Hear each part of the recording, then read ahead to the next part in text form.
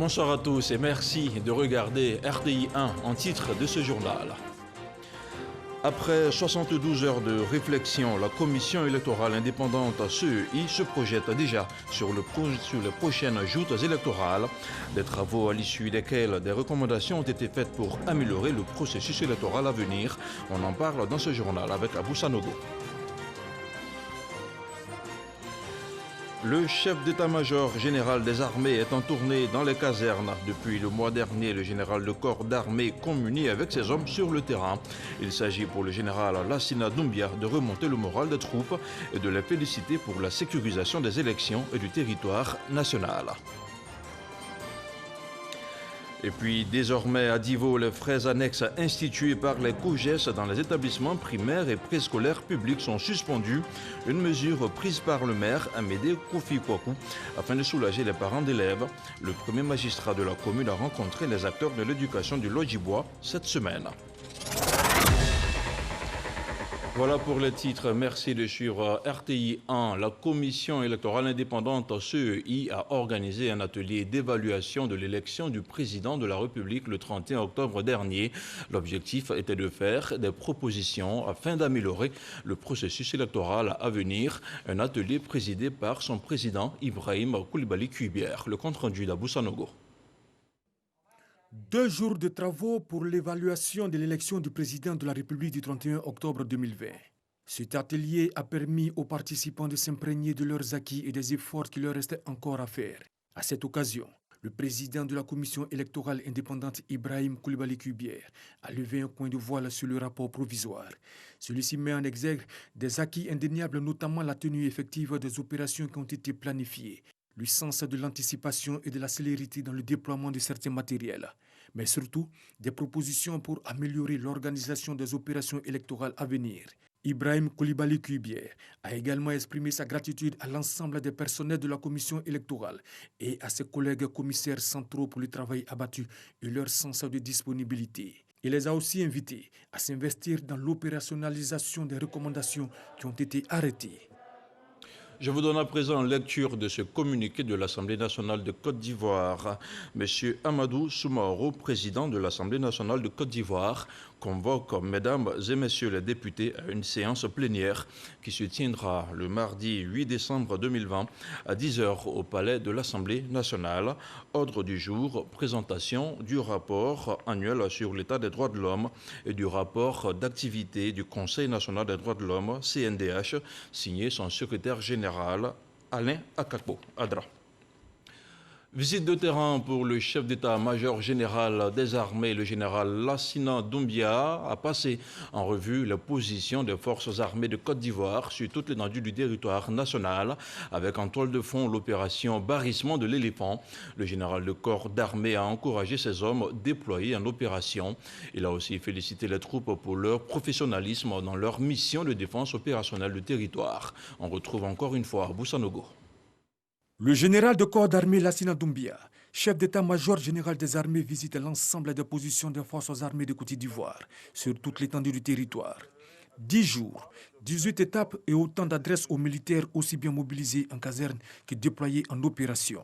Partout où il est passé, le général de corps d'armée Lassina Doumbia a délivré le message de la vigilance dans l'exécution de la mission, ce qui nécessite une veille permanente et une disponibilité de tous les instants.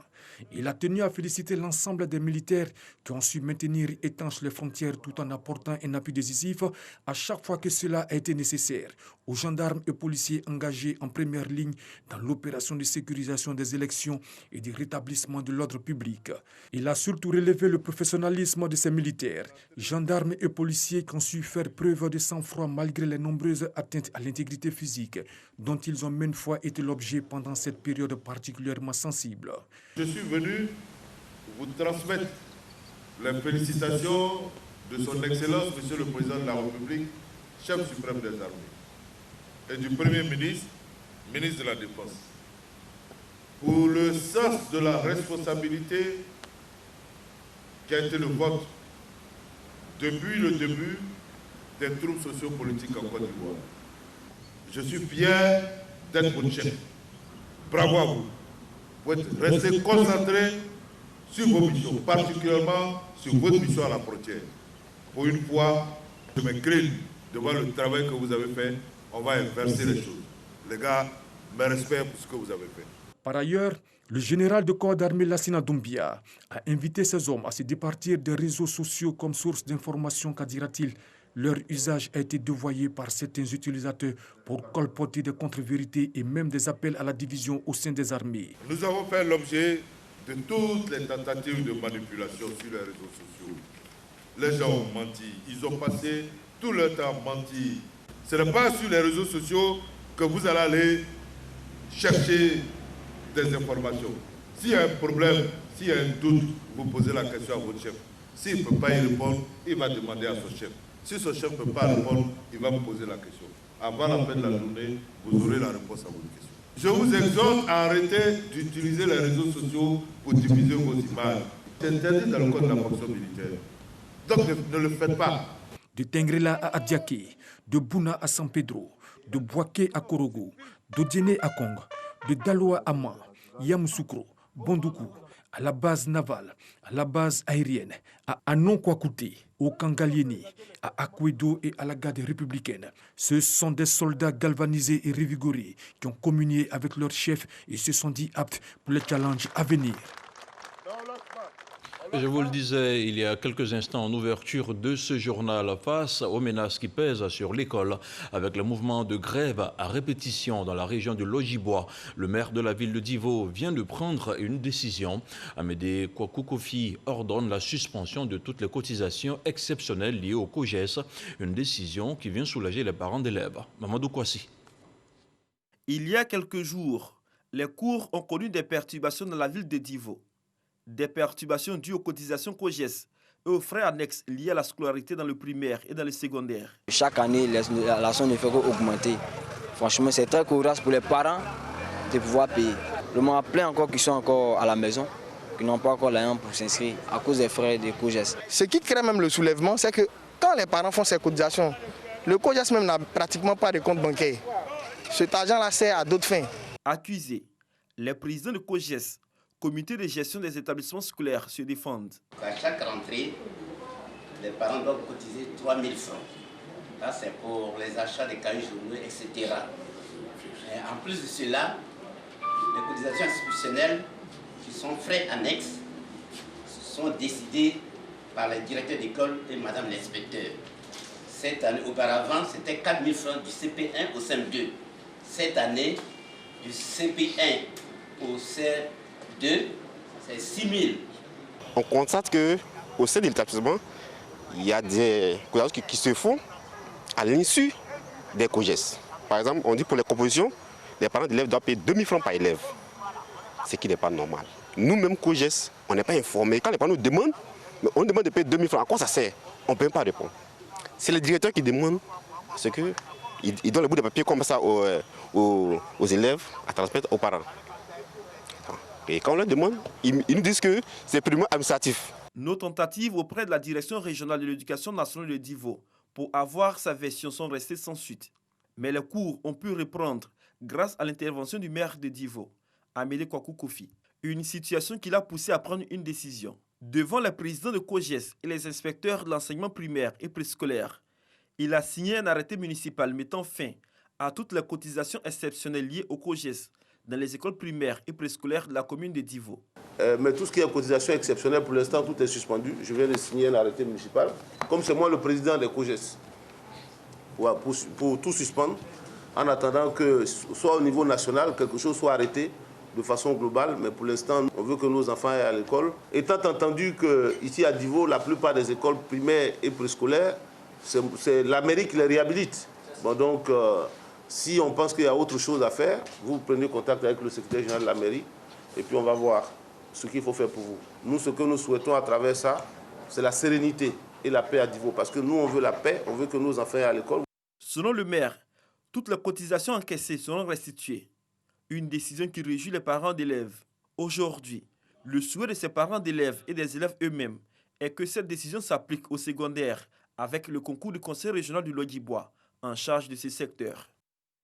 Nous sommes à Divo et nous y restons notamment avec les militants RHDP de la ville qui restent mobilisés. Ils l'ont encore démontré ce week-end lors d'un rassemblement à la demande du coordonnateur régional du parti. La rencontre a permis de faire le point de la campagne électorale.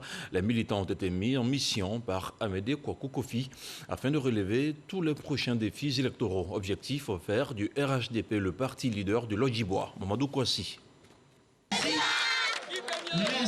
La région du Lodjibois en général veut demeurer un bastion du RHDP. Les militants l'ont exprimé à travers un vote massif du candidat Alassane Ouattara lors de la présidentielle d'octobre 2020. Plus d'un mois après cette échéance, ce sont des militants mobilisés, galvanisés qui échangent avec les responsables locaux du parti. Une mobilisation pour traduire la symbiose entre les militants et leurs responsables. Le président a toujours compté sur nous les femmes. Et nous les femmes aussi aujourd'hui, nous sommes prêtes aussi à lui démontrer que nous ferons comme il le veut. Vraiment, nous ferons tout pour que aux législatives, là, le RHDP puisse avoir la majorité à l'Assemblée. Le plus important pour nous, la jeunesse RHDP, c'est d'être ensemble, se rendre encore plus fort pour entrer dans les petits campements si vous voulez, faire sortir nos bases, prouver une fois de plus encore que nous croyons à la politique du président Alassane Ouattara. Le député de Divo Commune, Famoussa Koulibaly, a saisi l'occasion de cette rencontre pour faire le point de l'élection pour le compte du département de Divo. Il a, au nom des responsables locaux du parti, félicité les militants, surtout les jeunes et les femmes, pour leur détermination à faire élire le président Alassane Ouattara dès le premier tour de la présidentielle de 2020. Le ministre Amédée Kofi Kouakou, coordonnateur régional et leader du RHDP de Lodjibois, s'est félicité de la mobilisation des populations lors de l'élection présidentielle. Une période électorale apaisée, selon lui, grâce à la compréhension des jeunes et des femmes. Il a saisi la tribune pour exprimer la reconnaissance du président Alassane Ouattara et celle de la direction du RHDP aux militants. Amédée Kofi Kouakou souhaite que cette flamme de mobilisation reste allumée afin de remporter toutes les batailles électorales à venir. Les élections se sont passées de façon apaisée. Donc il était normal que nous venions donc saluer les parents, saluer les militants, saluer les populations pour leur dire merci pour cet engagement. Et les élections qui approchent, ce sont les élections des législatives. Les populations ont pris l'engagement de travailler pour donner le maximum de députés donc au RHDP pour que le président de la République puisse travailler de façon sereine. Parce que ce qui est important pour nos populations, c'est la paix, c'est la stabilité. Parce que nos populations ont besoin de développement et la population sait tout ce que le président Alassane Ouattara a fait dans cette région. Donc ils sont prêts à l'accompagner pour les 5 prochaines années pour que son mandat soit un mandat très apaisé pour le bonheur des Ivoiriens. Après Divo, le ministre Amédée Kofi Kouakou, coordonnateur régional du RHDP du Lodjibois, va visiter toutes les sous-préfectures pour exprimer la gratitude du parti aux militants et à l'ensemble des populations tout en prônant la paix, le dialogue et la cohésion pour la poursuite du processus de développement du Lodjibois. Le point de la situation de la maladie à coronavirus tout de suite après le jingle.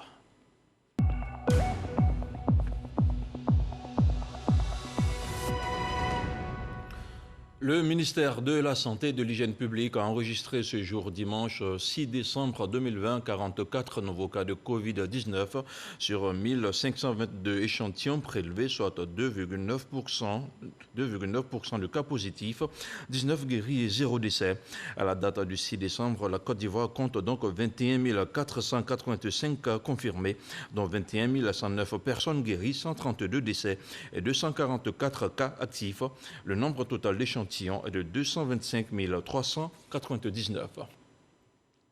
On continue à parler de la maladie à coronavirus avec la session extraordinaire de l'Assemblée générale des Nations unies consacrée à la pandémie à coronavirus qui s'est tenue les 3 et 4 décembre 2020 à New York.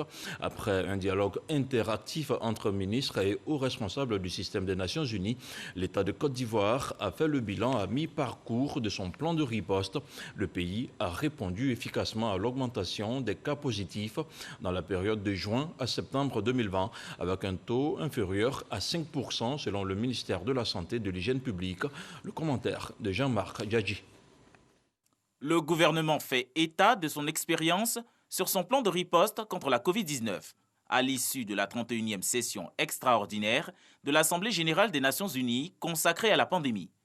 La maladie à coronavirus demeure sous contrôle en Côte d'Ivoire selon le ministre de la Santé et de l'Hygiène publique, Eugène Akaolé. Cela est dû, d'une part, aux fermetures des frontières terrestres et au contrôle strict des tests au départ et à l'arrivée des aéroports d'Abidjan, et d'autre part à la grande mobilisation de toutes les ressources humaines ainsi qu'à la qualité et la gratuité de la prise en charge.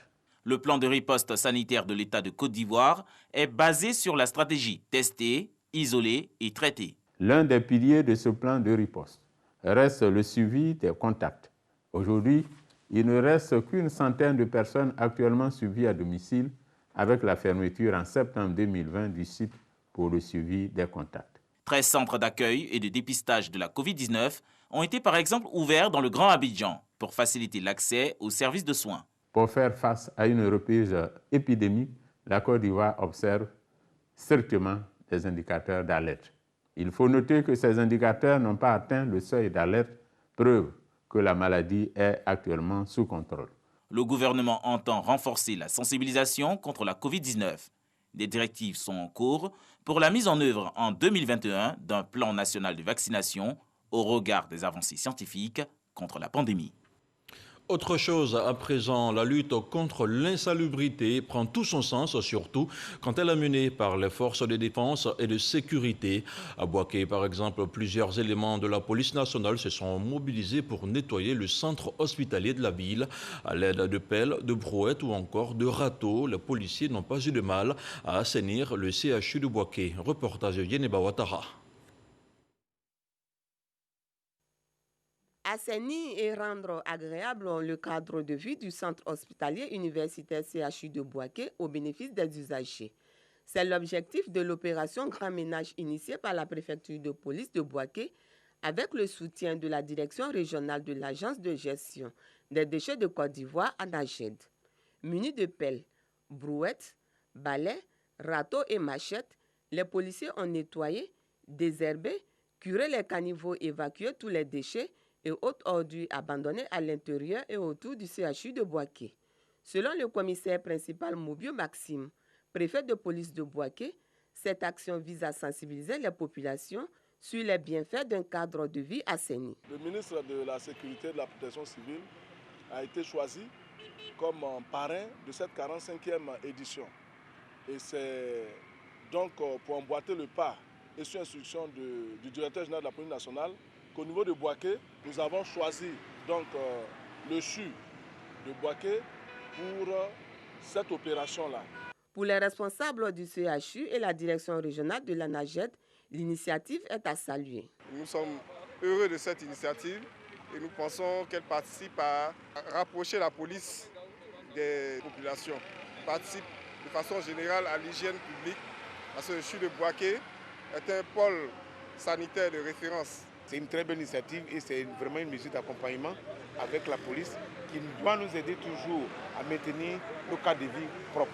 L'opération Grand Ménage se déroule tous les premiers samedis du mois dans l'ensemble des villes de Côte d'Ivoire. Et on s'intéresse maintenant à cette initiative clé en main du ministère de l'Artisanat. Le projet Mototaxi qui vise à lutter contre le chômage des jeunes vient d'être lancé à Mans au bénéfice d'une dizaine d'associations. À terme, ce sont 33 000 kits de mototaxi qui seront mis à la disposition des jeunes dans tout le pays. Le compte-rendu de notre correspondante permanente à Mans, Eve Boué.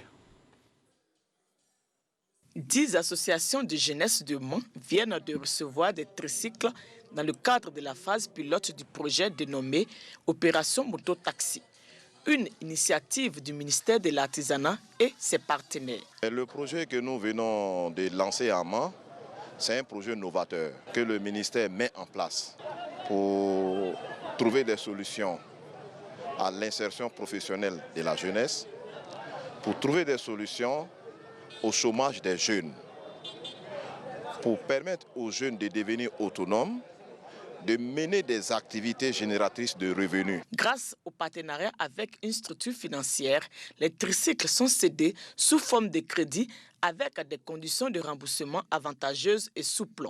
Ils vont travailler à partir de ces tricycles à rembourser cet argent. Mais ce qu'on rembourse par jour, c'est dérisoire. 3 000 francs, 2 000 et quelques francs, ça dépend, et sur 24 mois. Les bénéficiaires heureux expriment leur gratitude au gouvernement. Nous remercions personnellement Monsieur le Président Alassane Ouattara puisque c'est lui qui est initiateur de la chose. Ensuite, le ministre... Je suis très contente. Avec cette moto, on va engager 2 personnes qu'on va bien suivre, qui vont gérer ça, qui vont conduire ça. Le ministre Flindé Albert, représentant le ministre de l'Artisanat, Konaté Sidiki, exhorte les bénéficiaires à faire un bon usage des engins. La première chose que je leur recommande, c'est de bien gérer. Aux jeunes qui ont eu ces motos, de tout faire pour que non seulement ils réussissent individuellement dans leur projet, mais qu'ils pensent à la région pour dire que ce qu'ils ont fait là, ils sont des pionniers. À terme, ce sont plus de 33 000 kits de mototaxis qui seront mis à disposition des artisans sur l'étendue du territoire national. Outre ce projet, les artisans de la région ont déjà bénéficié d'autres appuis d'envergure, notamment la remise de chèques d'une valeur de 300 millions de francs CFA pour le financement de leurs activités. En termes de perspective, il est prévu la construction d'un centre artisanal abritant un centre moderne de formation et la relocalisation des artisans de plusieurs secteurs sur des sites plus appropriés. Tout autre chose à présent, le basculement définitif vers la TNT, la télévision numérique terrestre, avec pour conséquence l'extinction du signal analogique, était au cœur du magazine du dimanche de RTI 1, avec Herman Guivet, le directeur général de la Société ivoirienne de télédiffusion, a abordé toutes les questions relatives à cette nouvelle technologie et au Adama Benoît que je vous propose d'écouter à travers quelques morceaux choisis. À ce jour-là, nous couvrons plus de 60% de la population de la Côte d'Ivoire. Nous allons déployer la TNT sur 35 sites au total en Côte d'Ivoire. Pour le moment, jusqu'à la fin de l'année, nous comptons en tout cas déployer 5 autres sites qui sont donc Zoukoubé, Maféré, Grand Laou et San Pedro. Bien sûr.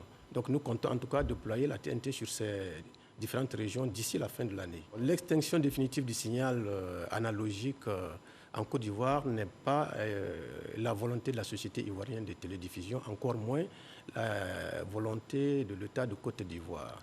Il faut comprendre que l'UIT, l'Union internationale des télécommunications, qui est un organisme international auquel la Côte d'Ivoire a adhéré, plus les autres pays, a donc attribué des bandes de fréquences qui, historiquement, appartenaient à la télévision analogique pour les affecter à d'autres services tels que les télécommunications.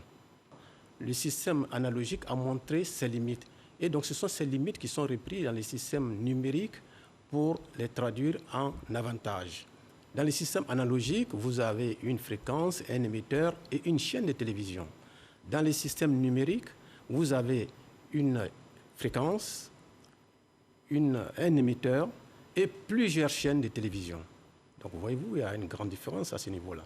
Il y a, par exemple, la qualité de l'image et du son qui sont indéniables. Vous avez également des services à valeur ajoutée comme la VOD, les vidéos à la demande, l'enregistrement, les replays, etc., plus d'autres services. Les décodeurs, 10 000 francs. Et donc, l'antenne se vend donc, à partir de 4 500. Une fois vous avez les kits installés, il n'y a pas d'abonnement à faire. IDT n'est pas vendeur de kits TNT, mais nous encadrons tous les revendeurs, tous les grossistes, etc. Nous sommes en contact permanent avec eux. Donc à partir du 1er janvier 2021, toute personne qui, jusqu'à présent, recevait des signaux par analogie eh bien, ne pourra plus regarder son poste téléviseur. C'est bien ça, elle aura du noir tout simplement sur son poste téléviseur.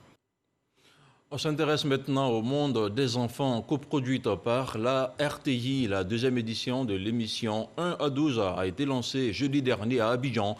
La télé-réalité permet de détecter le talent caché des enfants qui s'adonnent à la musique.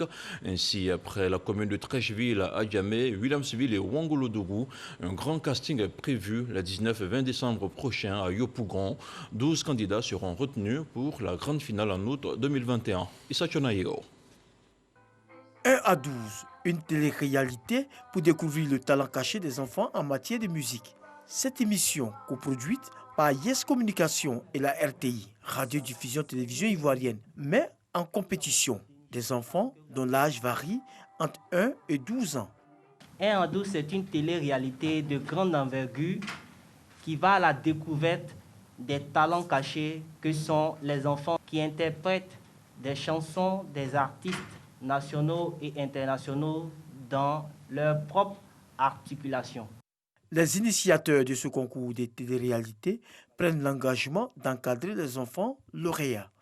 Nous avons choisi des périodes adaptées, de sorte à ne pas empiéter sur le parcours de nos enfants. Il est important aussi de rappeler que les enfants que nous avons choisis pour la première saison, et nous l'espérons pour cette deuxième saison, sont des enfants qui sont tous excellents dans leur parcours. Après l'édition de la saison 2, il va falloir suivre les enfants qui sont d'abord des lauréats, donc du studio à la production, pour que ce soit un travail achevé.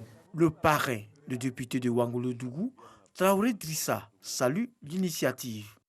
En tant qu'élu, c'est un devoir pour moi, c'est une manière de prolonger l'encadrement et l'éducation de nos enfants, et cela n'a pas de prix.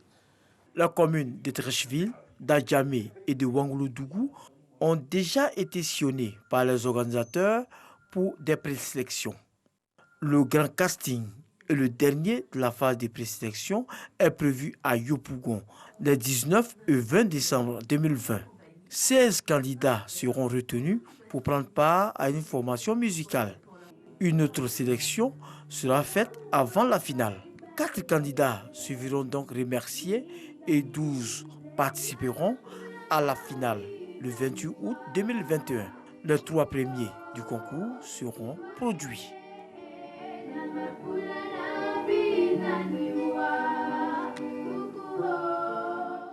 Religion maintenant, sur un air de réjouissance, la paroisse Saint-François-Xavier d'Anono a célébré plusieurs événements, entre autres sa fête patronale et les 25 ans de vie consacrés des 3 fils du village d'Anono. La célébration a été présidée par l'archevêque d'Abidjan. Jean-Pierre Cardinal Coutois a invité les fidèles à la réconciliation et à une paix durable. Le reportage de Rascando à retrouver dans nos prochaines éditions. Faisons à présent le tour de l'actualité internationale de la semaine qui s'achève. C'est une sélection de Moussa Konaté et Abou Sanogo.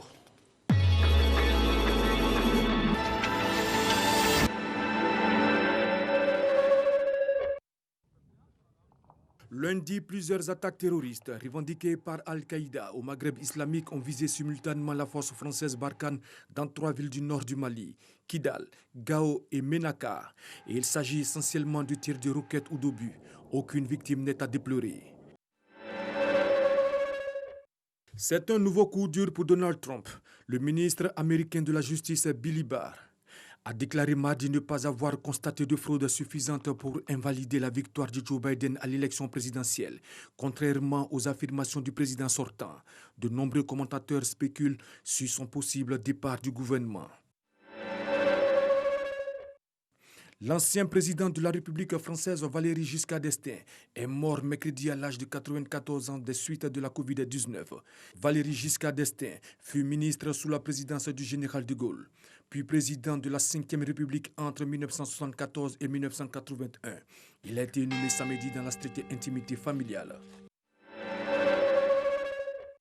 La Cour constitutionnelle de Centrafrique a invalidé jeudi la candidature de l'ex-président François Bozizé à l'élection présidentielle du 27 décembre.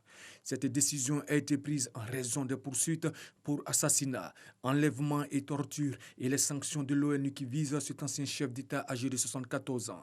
Le premier tour des élections présidentielles et législatives est prévu pour le 27 décembre.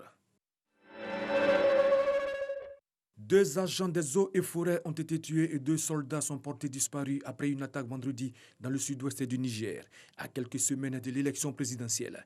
Cette attaque intervient après une accalmie de 11 mois dans cette zone, après la sanglante attaque djihadiste qui avait coûté la vie à 89 soldats à Chinegoda le 18 janvier 2020. Moscou a commencé à distribuer samedi le vaccin Sputnik V contre la Covid-19 à travers 70 cliniques.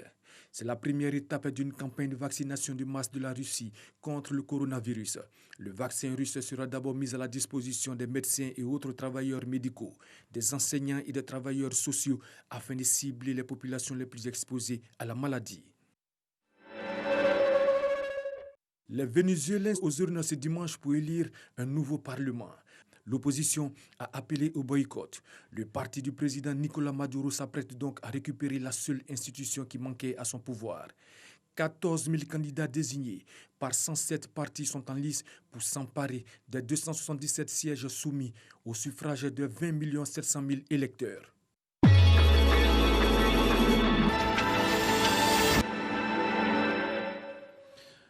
Et c'est la fin de cette édition d'information. Merci de l'avoir suivi. Demain, votre chaîne RTI 1 vous réveille avec votre programme tant attendu, Matin Bonheur, avec Thierry Angeval, Alix Kokola et surtout Régis Kofi pour les tranches d'information.